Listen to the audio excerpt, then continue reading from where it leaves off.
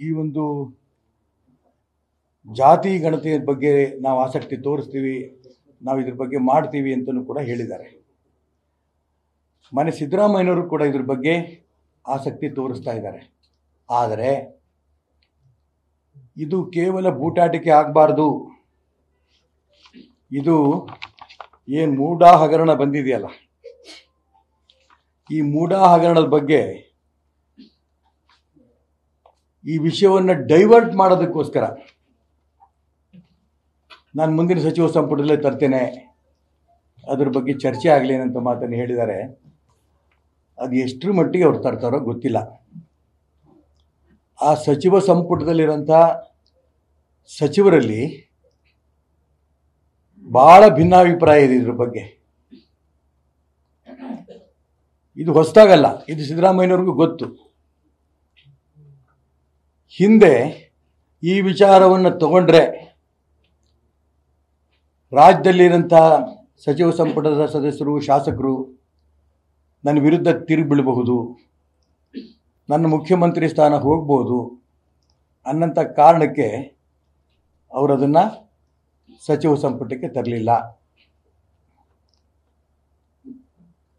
ಅವರು ಹಿಂದೆ ಅಂದರೆ 6 ವರ್ಷದ ಕೆಳಗೆ 7 ವರ್ಷದ ಕೆಳಗೆ ಮುಖ್ಯಮಂತ್ರಿ ಆದಂಥ ಸಂದರ್ಭದಲ್ಲಿ ಆಗ ಕಾಂತರಾಜ್ ಅವರು ಆ ಒಂದು ಕಮಿಷನ್ನ ಅಧ್ಯಕ್ಷರು. ನಾನು ಕಮಿಷನ್ಗೆ ಹೋಗಿದ್ದೆ, ಯಾಕಪ್ಪ ಇನ್ನು ಇದನ್ನು ವರದಿ ಕೊಡ್ತಾ ಇಲ್ಲ ನೀವು ಅಂತ. ಕಾಂತರಾಜ್ ಹೇಳಿದರು, ಮುಖ್ಯಮಂತ್ರಿ ಯಾವತ್ತು ಹೇಳ್ತಾರೋ ಅವತ್ತು ನಾವು ಕೊಡ್ತೇವೆ, ವರದಿ ತಯಾರಿದೆ, ಈ ಮಾತನ್ನು ಹೇಳಿದ್ರು. ವಿಧಾನ ಪರಿಷತ್ನಲ್ಲಿ ಆ ಸಂದರ್ಭದಲ್ಲಿ ವಿರೋಧ ಪಕ್ಷ ನಾಯಕ ನಾನು ಅದನ್ನು ಪ್ರಸ್ತಾಪ ಮಾಡಿದೆ. ಆಂಜನೇಯ ಸಮಾಜ ಕಲ್ಯಾಣ ಸಚಿವರು ಆಗ ಇಲ್ಲ, ಈ ಸರ್ಕಾರ ಮುಗಿಯೋದ್ರೊಳಗೆ ಅಂದರೆ ಆ ಸಂದರ್ಭದಲ್ಲಿ ನಾವು ಖಂಡಿತ ಇದನ್ನು ಜಾರಿಗೆ ತರ್ತೇವೆ, ಈ ಮಾತು ಹೇಳಿದರು. ಕಾಣಲಿಲ್ಲ, ಅದನ್ನು ಆ ಪ್ರಯತ್ನ ನಡೀಲಿಲ್ಲ. ಆ ಸಂದರ್ಭದಲ್ಲಿ ಪಕ್ಷಾತೀತವಾಗಿ ಉಗ್ರಪ್ಪನವರು ಕಾಂಗ್ರೆಸ್ಸಿಂದ, ರೇವಣ್ಣವರು ಕಾಂಗ್ರೆಸ್ಸಿಂದ, ನಾನು JDSನವರೊಬ್ಬರು ಯಾರೋ ಮರ್ತೋದ ಹೆಸರು ನನಗೆ, ನಾವು 4 ಜನ ಸೇರಿ ವಿಧಾನ ಪರಿಷತ್ನಲ್ಲಿ ಇದನ್ನು ಅಡ್ಜರ್ನ್ಮೆಂಟ್ ಮೋಷನ್ನಾಗಿ ಮೂವ್ ಮಾಡಿದ್ವಿ. ಅಲ್ಲೂ ಮುಖ್ಯಮಂತ್ರಿಗಳು ಬಂದು ಉತ್ತರ ಕೊಟ್ಟರು, ನಾನು ಈ ಸರ್ಕಾರದ ಕೊನೆ ಅವಧಿ ಒಳಗೇನೆ ಖಂಡಿತ ಇದನ್ನು ಜಾರಿ ತರ್ತೇನೆ. ತರಲಿಲ್ಲ. 160 ಕೋಟಿ ರೂಪಾಯಿ ಖರ್ಚು ಮಾಡಿದ್ರು. ಇಡೀ ಕರ್ನಾಟಕ ರಾಜ್ಯದಲ್ಲಿರೋಂಥ ಸುಮಾರು 6 ಲಕ್ಷ ಜನರ ಸಮೀಕ್ಷೆ ಆಗಿದೆ. ಸುಮಾರು 30ರಿಂದ 40 ಲಕ್ಷ ಮನೇಲಿ ಸಿಗಲಿಲ್ವೋ, ಬೇರೆ ಬೇರೆ ಕಾರಣಕ್ಕೆ ಸಮೀಕ್ಷೆ ಆಗಿಲ್ಲ. ಆದರೆ 5 ವರ್ಷ ಪೂರ್ಣ ಇದನ್ನು ತರೋ ದಿಕ್ಕಿನಲ್ಲಿ ಹಿಂದೆ ಮುಂದೆ ನೋಡ್ತಾ ಇದ್ರು. ಕೊನೆಗೆ ಕಾಂತರಾಜ್ ಅವರು ನಾನು ಕೇಳಿದಂಥ ಸಂದರ್ಭದಲ್ಲಿ ಇಲ್ಲ, ವರದಿ ನಾವು ಕೊಟ್ಟಿದ್ದೀವಿ ಅನ್ನೋ ಥರದಲ್ಲಿ ಮಾತಾಡಿದ್ರು. ಎಂಥ ವರದಿ ಅದು? ಆಶ್ಚರ್ಯ ಆಗತ್ತೆ. ಸೆಕ್ರೆಟರಿ ಸಹಿ ಇಲ್ಲ, ರದ್ದಿ ಪೇಪರ್ ಹಾಕ್ಬೇಕು ಅದನ್ನು, ಅಂಥ ರಿಪೋರ್ಟ್ ಅದು. ಕೊನೆಗೆ ಭಾರತೀಯ ಜನತಾ ಪಾರ್ಟಿ ಸರ್ಕಾರ ಬಂದ ನಂತರ ಜಯಪ್ರಕಾಶ್ ಹೆಗ್ಡೆ ಅವ್ರನ್ನ ಆ ಸಮಿತಿಯ ಅಧ್ಯಕ್ಷರು ಮಾಡಿದ ನಂತರ ಅವ್ರು ಕೊನೆಗೆ ಎಲ್ಲಿ ಬಂತದು? ಆ ರಿಪೋರ್ಟೇ ಕಳೆದೋಗಿದೆ ಅಂತ ಬಂತು ಸುದ್ದಿ.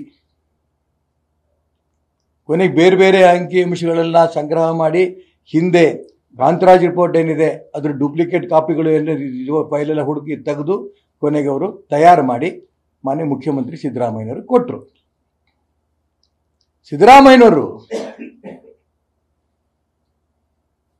ಅದನ್ನು ಜಾರಿ ತರದೆ 7 ತಿಂಗಳಾಯ್ತು ಅವ್ರ ಕೈಗೆ ಹೋಗಿ. ಈಗಾಗಲೇ ಫೆಬ್ರವರಿ ತಿಂಗಳಲ್ಲಿ ಹೋಗಿದೆ ಅವ್ರ ಕೈಗೆ. 29 ಅನ್ಕೊಂಡು 28, 29ಕ್ಕೆ ಹೋಗಿದೆ. 7 ತಿಂಗಳಾದರೂ ಕೂಡ ಅದನ್ನು ಜಾರಿ ತರೋದಕ್ಕೆ ಯೋಚನೆ ಮಾಡಲಿಲ್ಲ.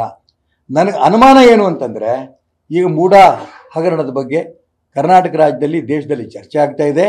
ನಾನು ಹಿಂದುಳಿದ ವರ್ಗದ ಚಾಂಪಿಯನ್ ಅಂತ ತೋರ್ಸೋದಕ್ಕೆ ಹೇಳಿಕೆ ಕೊಟ್ಟಿದ್ದಾರೆ.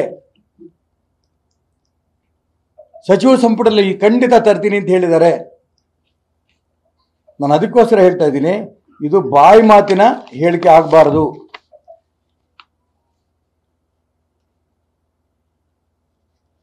ತಕ್ಷಣ ಸಚಿವ ಸಂಪುಟದ ಮುಂದೆ ಇಟ್ಟು ಅದನ್ನು ಅಂಗೀಕರಿಸಿದ್ರೆ ಸಾರ್ವಜನಿಕ ಚರ್ಚೆಗೆ ಬಿಡಿ ನೀನು.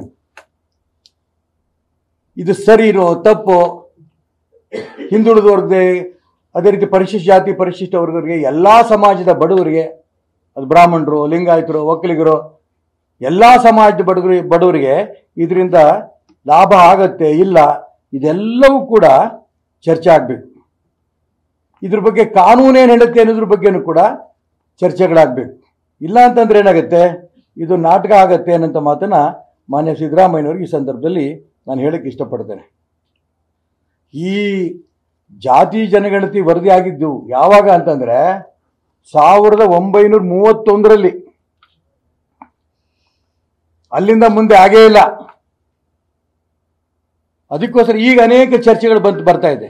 ಇದು ಬಹಳ ಹಳೆಯದು, ಇದರಲ್ಲಿ ವೈಜ್ಞಾನಿಕವಾಗಿ ಆಗಿಲ್ಲ, ಈ ಥರ ಅನೇಕ ಅಂಶಗಳು ಬರ್ತಾ ಇದೆ. ನಾನು ಅದಕ್ಕೋಸ್ಕರ ಹೇಳ್ತೀನಿ, ಹಳೇದೋ ಹೊಸದೋ, ವೈಜ್ಞಾನಿಕ ಆಗಿಲ್ವೋ ಇವೆಲ್ಲವೂ ಕೂಡ ಚರ್ಚೆ ಬರಲಿ. ನಾಳೆ ಸಚಿವ ಸಂಪುಟ ಆಗ್ತಿದ್ದಂಗೆ ಇಮ್ಮಿಡಿಯೇಟ್ ಜಾರಿ ಬರಲ್ಲ ಅದು.